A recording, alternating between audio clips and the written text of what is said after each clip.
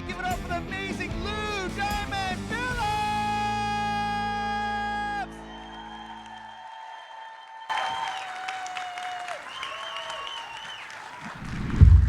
Hey, Tampa, how's it going?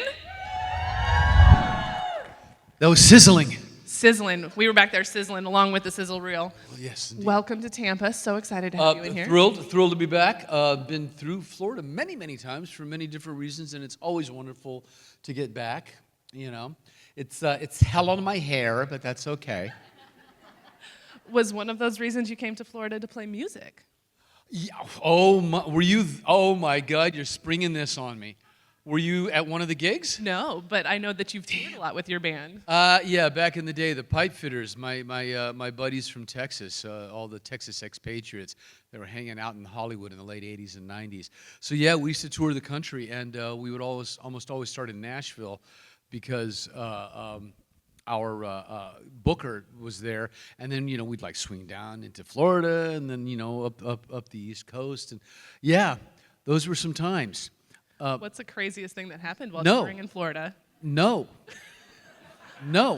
If I give you puppy dog eyes? I don't recall. And the fifth comes to me for some reason, because I think there's a statute of limitations that probably has not run out here. And I've said this about the Young Guns set many times. We were all very fortunate that TMZ did not exist and nobody had camera phones. So whatever you've heard, it's a lie. Just a little taste of your chaos off camera? We used to have a lot of fun. Okay, here's the strangest thing. We actually we never recorded an album, and it's still to this day one of my biggest regrets. But I'm in touch with all the guys, and we may still do that because a lot of the songs were actually really quite good. I sang and wrote the lyrics and wrote a lot of the music with Chris Lindsay and a bunch of the guys. And we actually opened up for some really big people at times. We played a lot of summer festivals. We opened up for Billy Ray Cyrus 5 times. I know, right? And so the first show was in Salt Lake City, and Billy comes backstage afterwards. By the way, the dude did Achy Breaky 6 times during the set. It's like, gonna open with Achy Breaky, gonna play it right there in the middle in case they forgot. Then we're gonna play it again. Then we're gonna close with it, and it's the encore. Is there such a thing as too much achy breaky heart? Right? Yeah. You can get an achy breaky. You can get achy. Achy breaky earache? Well, it's a mistakey to play so much achy. But he came on to our bus, and he's got a little bit of an underbite. He goes, all right, listen, here's what we're gonna do. Next show, I want you guys to find Lou in Elvis costume, and he's gonna come riding on a white horse onto the stage. And he thought that was a brilliant idea. Did you do it? And so Billy leaves the bus, and I said, if anybody finds an Elvis costume or a white horse, either or, you're out of this band. So no horseback riding on the stage?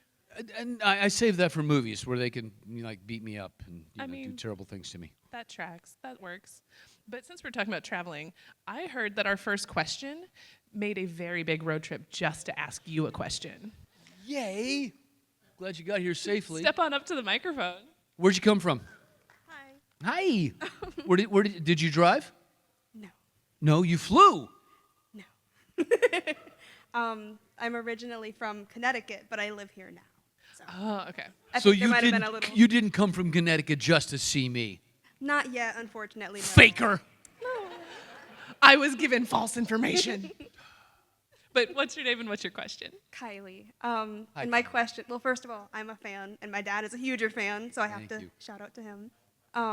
Did you have a favorite or at least favorite scene to film during any of the Young Gun movies, especially the first one? Was the question. Wow. I mean, so many. Honestly, I mean, it was just ridiculous. I look back on it now, and people ask me, I don't have a favorite film, but it's like, what's the most fun you've had on a film? And Guns 1 and 2, and then maybe the big hit, because it's just a bunch of guys acting the fool. and we were having a fantastic time. Some of the stuff wasn't as fun as it looked. I mean, all the other guys were having a great, time doing the peyote scene, right? And they took me to this like chimney rock, and I'm okay with heights, but I'm not thrilled with heights, And the top of the chimney rock is as big as this square. It's about like 4 by 6. And it took 2 ladders strapped together to get me to the top of it. It was higher than this ceiling, and they put me up there, and I didn't know they were doing this. They were always springing stuff on us, and then all of a sudden they filled the whole thing with smoke, and now I can't even see my feet. And Chris Kane goes, "All right, now turn around to the 4 directions."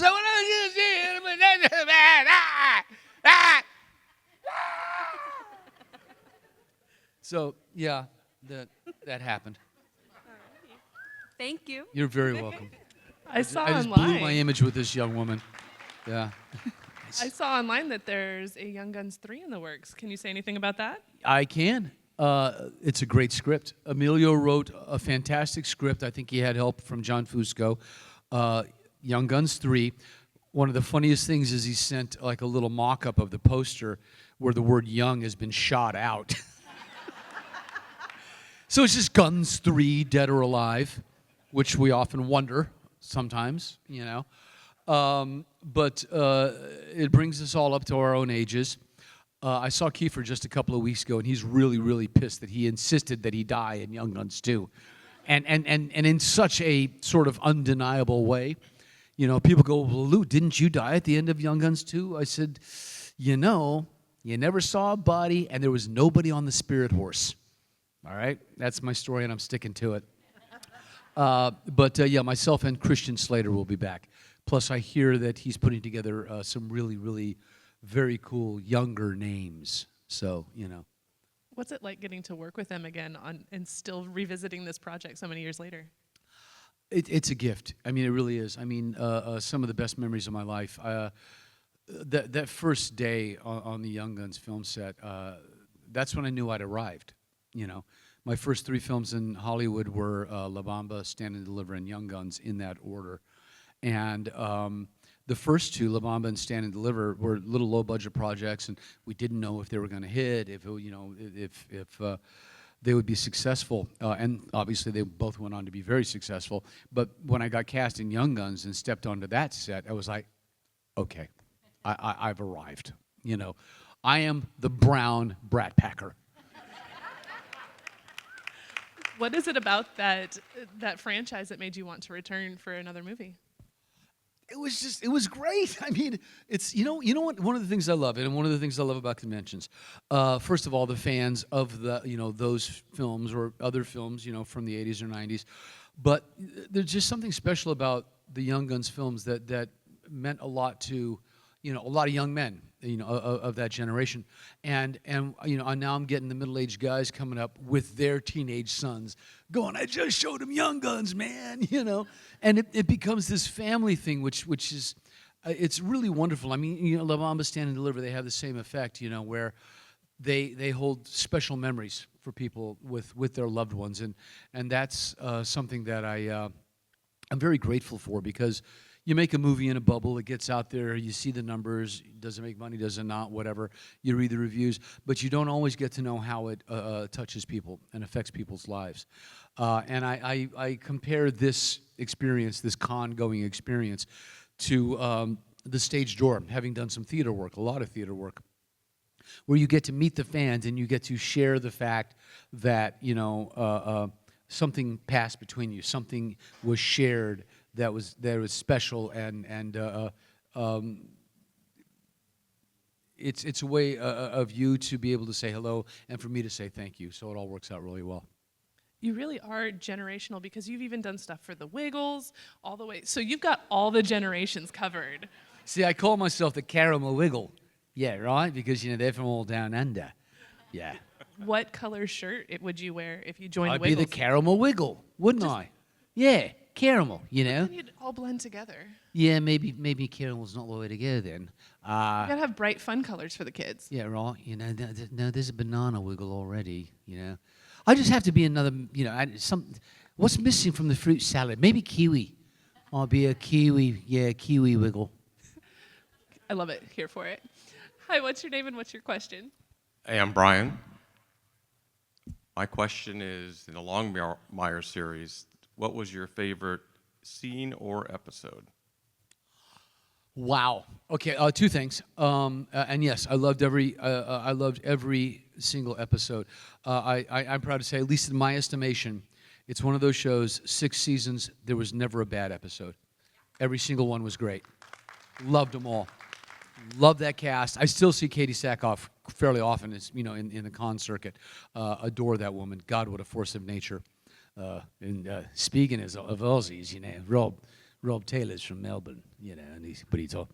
I used to break into that like between takes, you know, in the first season, and he was trying to lose his Aussie accent and doing the Wyoming thing. God damn it, Lou, stop it, you know, cut it out, mate. You know, so I think my favorite storyline was with the wonderful Julia Jones, who I recommended for that role, playing Gab, who had been assaulted on the reservation, and her quest for justice, and Henry as Hector helping her out. I mean, I thought that was one of the opportunities that Longmire had to not only be a really entertaining show, but to shed some light on some social misjustice.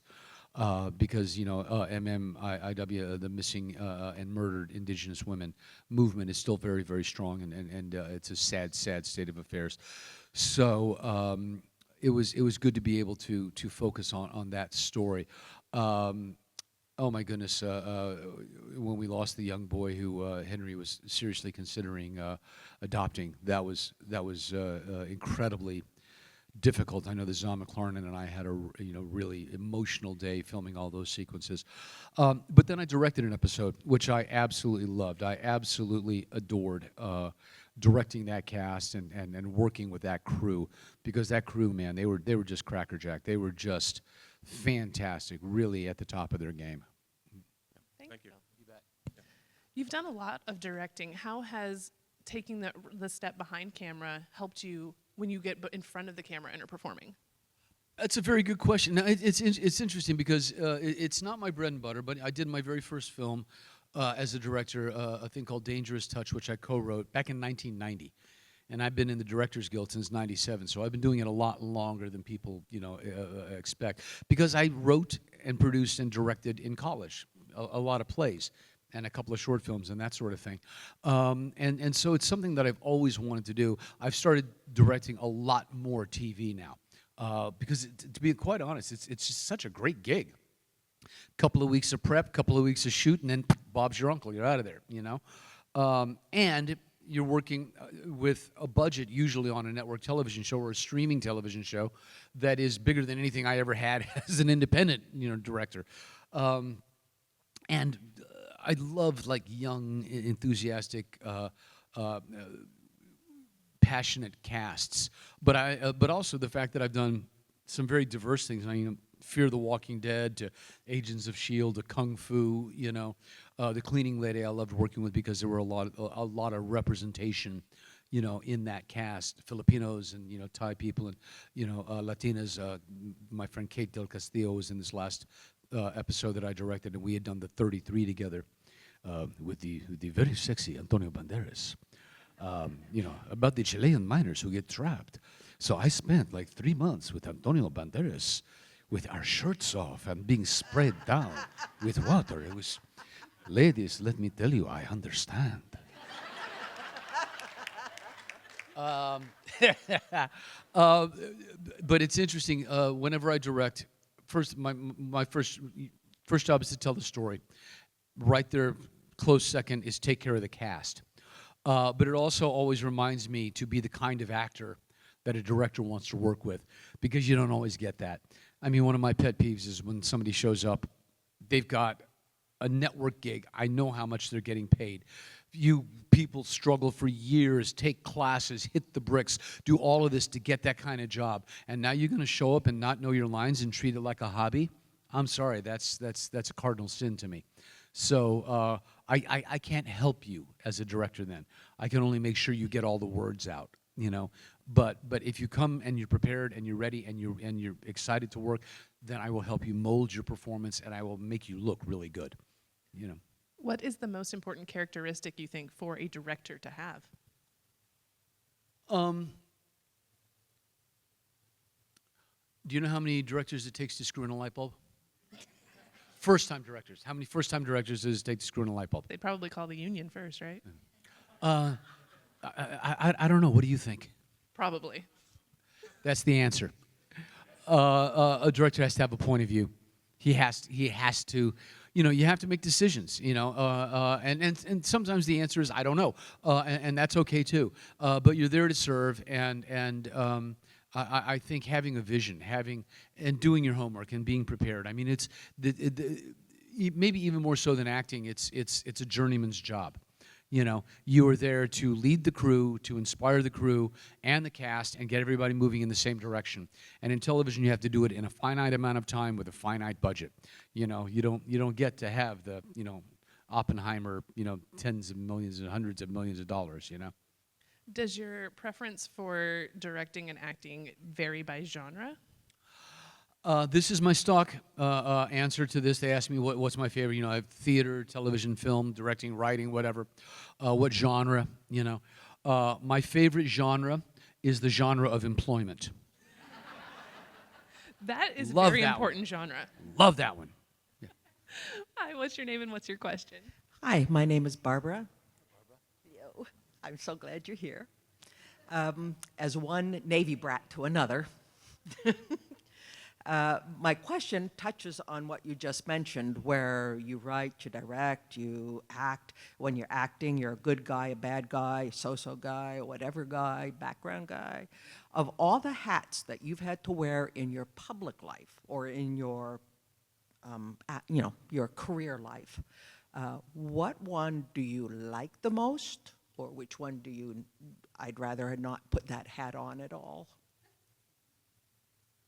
Well, yeah, acting is my first love. It's my bread and butter. You know, I mean, it's I as much as I love the other things, I will never quit acting because I still get a charge out of creating a character. And what's amazing to me is that at this point in my life, I'm still getting a chance to play characters I've never played before.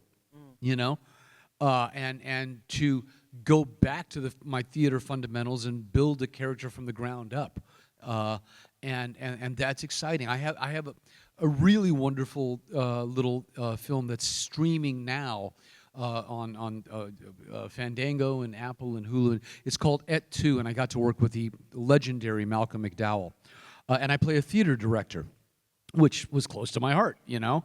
But Max Zanis, this young writer-director, wrote me these long freaking monologues. And, you know, because he thought he was Soderbergh or Kubrick or something, he'd do it all in one take. And I was, you know, I remember the first scene I did with Malcolm McDowell. We got up on stage and, you know, rehearsed and everything. And he goes, all right, how are we going to break this up? He goes, oh, no, we're going to shoot the whole 5 pages in one take. And Malcolm goes, oh, he's one of those. You know, and a minimum of takes. So I still love the challenge. So Et Tu's out there. I have another film that I'm actually really proud of. It's a beautiful film called Keep Quiet that is premiering at the Locarno Film Festival next month, and then we'll play the Oldenburg Film Festival after that in Germany. Another film called Aguadilla, which we shot in Aguadilla, Puerto Rico, that was written by the producer and writer of Stand and Deliver, Tom Muska, and he co-directed it with his son, Alex. And then later this fall, in October, I'm in a series called The Chair Company, which is a comedy with Tim Robinson, who's crazy. He's freaking hilarious. So once again, just getting to do many, many different things. And I would never give that up. But at the same time, there are films I want to direct. There are miniseries that I want to write. I'm working on my 3rd novel now. That is different than the Tinderbox novels that I have at the table, by the way. The first one and the second one. And they're signed by my wife, who did all of the illustrations. Plus, she came up with the stories, so got to give her credit. And a percentage. But anyway. But I do all the cooking. I mean, I'm just thrilled that I get to do it all. I don't have to choose, and it's nice. I take the next job that's coming along, including voiceover work and a lot of other fun stuff. Excellent. Thank you so much. Thank you. But let's talk more about the Tinderbox, since you have that here, because one thing I love doing is selling books and getting people and helping authors sell their books. So how many of you guys knew that he had written books before you came here today? Okay, let's go. Tell these people what Tinderbox is about. Okay. I'm going to back up just really quickly and the genesis because, he writes? He doesn't look that smart. I know, I'm just joking, self-effacing, come on. I was like 13 and I grew up in Corpus Christi, Texas, very Floridian, although we were stationed in Jacksonville at one point. My dad was Navy. So, he's lived in Texas so long, my dad talks a little bit like this, Grew up in North Carolina. Sometimes sounds like foghorn leghorn. And he says, son, what do you think you want to do for a living? And at the age of 13, I went, I want to be a writer, Dad. I was thinking about maybe something where you could make a little more money. And so I come back a year later, I want to be an actor, Dad. Son, that's not exactly what I was thinking of. But he supported me. And the first thing I ever wrote was a really, really, really, really bad ripoff of like Stephen King. Fortunately, I don't think the one copy of it still exists. But I got to Hollywood, and through college and whatnot, I was writing plays, I've written screenplays, but I got away from my narrative writing. And then my wife, Yvonne, and we met, and she was reading some of my screenplays, and she read a novel that I wrote in college, which is the one that I'm revising now, and she showed me all of her illustrations. And when she showed me the Tinderbox, she was doing frames that was going to be a graphic novel.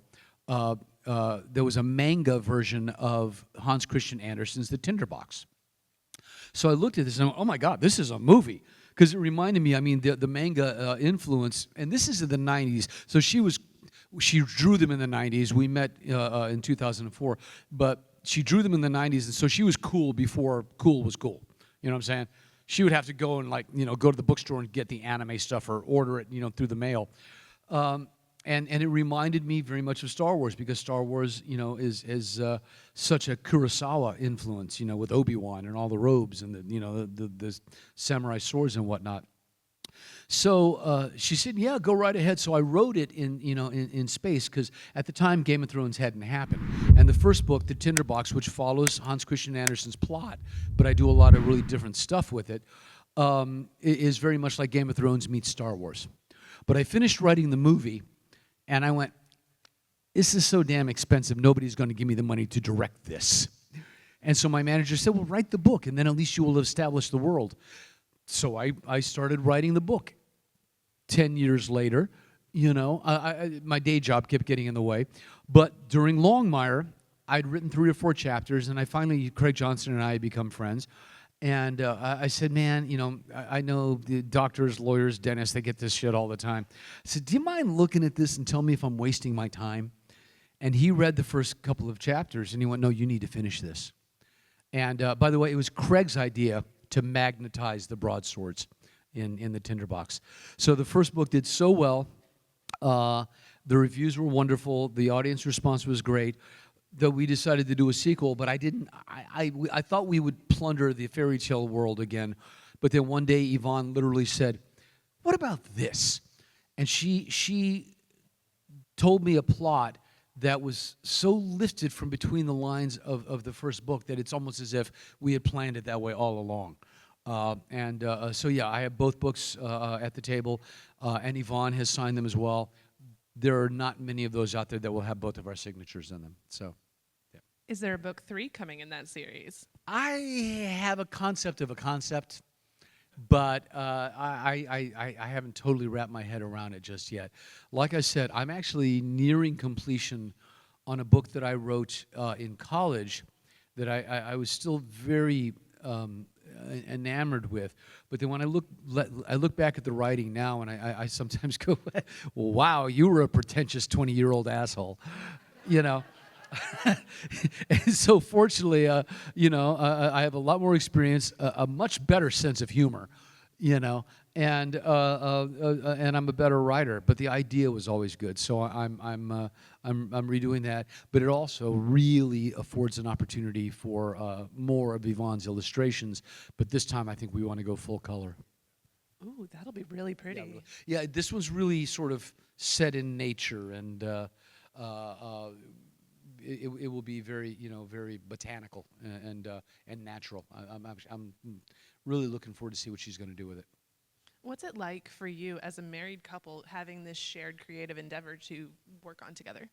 It's wonderful, and I'm so glad you asked this, because so now I write the first Tinderbox, and she's going to illustrate it, and we've decided, because, you know, like Stardust, or Lewis Carroll's, you know, Alice, 2 books, Through the Looking Glass and Alice in Wonderland, the great Tennille illustrations. We decided, because this is what she grew up doing, that it would be sort of a German woodcut kind of, you know, style. And then immediately, you know, when she sees what I've written, she goes, I don't draw spaceships. I don't draw weird creatures. I don't do sci-fi. You know.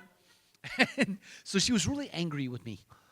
You know, and then fortunately David Bowie saved me. She saw an interview with David Bowie who said, you know, you've got to get out, you know, into the water where your feet no longer touch the bottom, and then that's really where it's going to challenge you, isn't it? And she was like, fuck David Bowie. But she did it, yeah. Awesome. Hi, what's your question? Hello. My question is, what was it like to voice Stan's half-brother Rusty on American Dad? Stan's half-brother Rusty. Yes, the Native American. It was a blast. I mean, first of all, for them to ask me to do that, I was thrilled. And I've been doing so much more voiceover animation. I got a big thing coming out, but I signed that thing called an NDA, so I can't tell you what it is just yet, but it's coming soon, and it's a big one. That's all I got to say. I can't even make that joke. I thought, no, those fucking, because you're recording me, and some lawyer, lawyer's gonna. You ruined it for all of us. Nah, you'll know soon enough. But anyway, yeah, I've done a lot of, you know, somebody mentioned Elena Vavalor earlier, and then I was the hot Filipino fire chief Bill on Firebuds. I didn't realize that, you know, all the moms with little, you know, toddlers out there who watch Firebuds thought I was a zaddy. I thought that was hilarious. I know, right? And then let me see, you know, Spectre, a few. I'm in Call of Duty right now. Yeah. So it was a kick. But I'd say what I even get more of a kick out of is getting name checked. I mean, realizing that I've been around so long that, you know, I'm sort of this, you know, part of pop iconography, right? And the last time that happened, and they never tell me. I sit there and watch television like everybody else, and Ted Lasso is in the pub in England, and he's talking to his therapist, and he goes, well, I'm going to go to one of my favorite English words, and certainly my favorite Diamond Phillips, the Lou. So he said my name. You know, it was a Family Guy has done it twice. You know, he finds a skull in the backyard. I think he's digging a fallout shelter. Oh yeah, Chief Diamond Phillips. Chief and Diamond, they make fun of. Eat your peas, Chief Diamond Phillips. And the whole episode makes fun of the movie Poltergeist. Yeah. Such a great episode. Chief Diamond Phillips. And then I end up with Carrot Head, which is wow. Yeah. That's so bizarre. You know? That was such a great episode. Oh, thank you. So yeah, that's always a kick. Yep. Thank you. Welcome. With your voice work, you've also voiced audiobooks, a whole bunch of them. Do you have any more of those on the horizon? I did the second audiobook for the Tinderbox. I did Underground Movement. and her name just was Nicole Sullivan was the second person. R.C. Bray and Julia Whelan did the first book and got nominated for a Dragon Award, which was fantastic. But yeah, I love doing that. I've done a bunch. Some of the dudes know that I did like 4 Tom Clancy's. That's a freaking chore, I'll tell you right now, because that guy writes big books. He writes like 1,200-page books. They're thick. They're really thick, and they not only that. I end up doing the abridged and the unabridged, so that's usually a month-long gig, 10 hours a day. And with Clancy, that was a real workout for all of my accents. If I didn't have one, then I had to like acquire it, you know, and because his stuff is set internationally, so there's all kinds of crazy stuff going on there. Do you have a favorite accent? Well, you know, the Aussie always, you know, it's a lot of fun. Which, you know, people get confused with the Cockney sometimes because there's that. And then, of course, there's posh English. You know, as a matter of fact, in Florida, I did tour through here with the National Tour of Camelot and played King Arthur here on stage. We ended the tour here, and I popped down to Key West and had a Cuban cigar. So, you know, there's just a bunch, you know. And then there's the impressions that I do. A lot of people have said that it too is very much like The Shining meets Birdman. So I think you'll enjoy that one. Yes, Johnny. And then the other one that I love doing all the time. I don't know, maybe they'll put me in the next Falca movie. I don't know. It'd be very funny. You're good. You're good. Hi, what's your name and what's your question? My name is Jose. Hello, Jose. Yeah, I heard that the mom of Ritchie Valens, she was in a cameo of the movie La Bamba. Yes, the whole family's in it. The whole family is in it. Connie, when Ritchie comes home and there's that handheld, you know, camera footage, she is the blonde woman sitting on the couch, and that's Ritchie's mom. But his little sister Irma, Connie, they're in the film as well as farm workers in the beginning of the show. A lot of other cousins and whatnot. What's wonderful, my friend Ann actually has this book. It just came out. Go take a peek at it, and she can tell you how to get it. It is a behind-the-scenes La Bamba book. Merrick Morton was a street photographer, and Taylor Hackford discovered him and said, come and take photos on the set of La Bamba. And there are behind-the-scenes photos that have not been seen in now 38 years. A lot of stuff with the cast, but also with the family, and you see them back there. But hold that up. That's available now. You can get it. And it's an amazing, beautiful coffee table book. Yeah. Thank you for your question. Thank you, darling. Step on up. Hi, I'm Alex. I have a question about Stargate Universe. Do you have any fond memories or any special moments with the cast that you can share, or anything about filming that show? I love that show. I really, I mean, once again, like Wolf Lake and like Prodigal Son, great shows. They got yanked far too soon, far too soon. And Stargate Universe was one of those. And people really complain about the ending of it. Well, it's because 3 episodes, you know, going till the end of the season, they told us we were canceled, and it was like no one saw that coming. No one saw it coming. But I absolutely love that cast. Still friends with Alana, still friends with David Blue. I mean, just really a great experience. And I love Vancouver. Vancouver's an amazingly wonderful town. I met my wife there. The Stones was an interesting thing. I mean, that may be the weirdest love scene I've ever done. Yeah, kind of a menage a trois, and tag you're in, you know. Yeah, it was very yeah. I have to say that she was very patient, the young lady that had to take, you know, me and Louis switching like that in the middle of, you know, the same shots, and then they would just cut it out and, you know, zap us in there. And the funny thing is, because Telford starts off as such a jerk, right? And then, we find out that he's, okay, spoiler alert, it's been a few years, that he's brainwashed. And then so now they start on a path that I found to be very, very interesting. And I finally had to turn to the writers and go, did I park in your space? Did I do something to piss you off? Because you've killed me 4 times. You keep killing me and bringing me back. I know it's sci-fi, and I know you're having fun. Ooh, let's electrocute him this time. Thank you for your question. Thank you.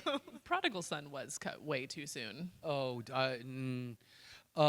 once again, we didn't even see that coming. I mean, first of all, what idiot network approves a cliffhanger and then cancels you? It was I mean, such come a on. epic cliffhanger. Well, I mean, and the sadness of it is that they had to write it that way because we weren't sure if Michael was coming back. Michael would only sign a year-long contract each time because he's a very busy guy. But so they thought, okay, if he comes back, he'll survive. If he doesn't, okay, he died. But and maybe and COVID happened, and believe it or not, this was not our fault. They asked for a show. The COVID protocols cost an extra $20 million to make 20 episodes of television. And so I was literally getting on a plane to go to Vancouver again. By the way, I'm going to Vancouver to do another show, what I signed an NDA for, so I can't tell you what that is either. But I can't even spell NDA. So yeah, I was getting on a plane to go to Vancouver to do Easter Sunday with Joe Coy, playing myself, probably the hardest research I've ever done. And the funny thing is I have to go quarantine for 2 weeks for 2 days worth of work. I know it was crazy. I was stuck in a hotel room. I watched a lot of movies. I literally got a phone call as I sat down on my seat, and it's Chris Fedak. He and Sam Sclaver created Prodigal Son, and our head writers. And I thought for sure this was him calling to tell us when we were going back to work for the 3rd season. And I said, "Hey, man, how you doing? Okay, so when do we start shooting again?" He goes, "No, Lou, they canceled us." I said, "Oh, that's hilarious. Seriously, end of July?" "No, Lou, they canceled us." And I was stunned. I was stunned. So I had a transcontinental flight and a lot of free drinks. So. Hi, what's your name and your question? Howdy, how are you? Hi, my name is John, and I wanted to ask you a question. My wife and I started binge watching a show recently that you made an appearance in. I'm not going to tell you yet what it is. But I wanted to get your... there's a lot of possibilities here. Yes, psychic abilities. Yeah. So I was just wondering, I saw you on screen. I'm like, oh my God, that's Lou Diamond Phillips. Oh my God. I wanted to ask you the questions like, how do the crew treat you? How do the actors treat you? Blah, blah, blah. So long ago, I'm like, I couldn't believe we were seeing you. I'll take my answer sitting down. It's Dallas. Dallas? Yes. I loved that gig, by the way. One of my very, very first roles. I went to the University of Texas at Arlington, got a theater degree, a BFD in theater, I like to call it. Only the old folks get that joke. Okay. But I was teaching acting at the Film Actors Lab and doing a lot of little roles like that. I was paying the bills as an actor. I was actually really proud of myself. And then that one came along, and that audition was pure improv. And Rhodey Kent was the casting director for Dallas. She was also the local casting director who brought me in to meet Junie Lowry for La Bamba. So I got cast out of Dallas, Texas for La Bamba. But I had done a lot of smaller films in Texas by that point, and had worked with a lot of the crew. And so, and I had crewed with some people. I had PA'd, I had gripped, I'd done, anything just to get on a set. And so the crew was like absolutely stellar to me. I will say, Linda Gray was so kind, was so lovely, and wished me luck at the end. So now, about a year later, Island La Bamba, and at their premiere, Linda Gray comes up to me and goes, "I knew it! I knew you were going places!" You know, and I became friends, really good friends actually, with Larry Hagman and Patrick Duffy. I directed him in a TV Western called Love Takes Wing. And he was just, one of my actors was very, very difficult. Won't name names. Once again, being that, the kind of actor that, you want as a director. Getting this person to do what I wanted them to do was like pulling teeth. And Patrick watched a rehearsal once, and he literally said to me, "Lou, just tell me where to stand." I was like, yeah.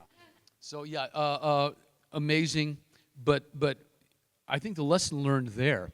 And here's another movie I did in Dallas was a thing called Time Bomb. We lovingly called it Stink Bomb because it was terrible.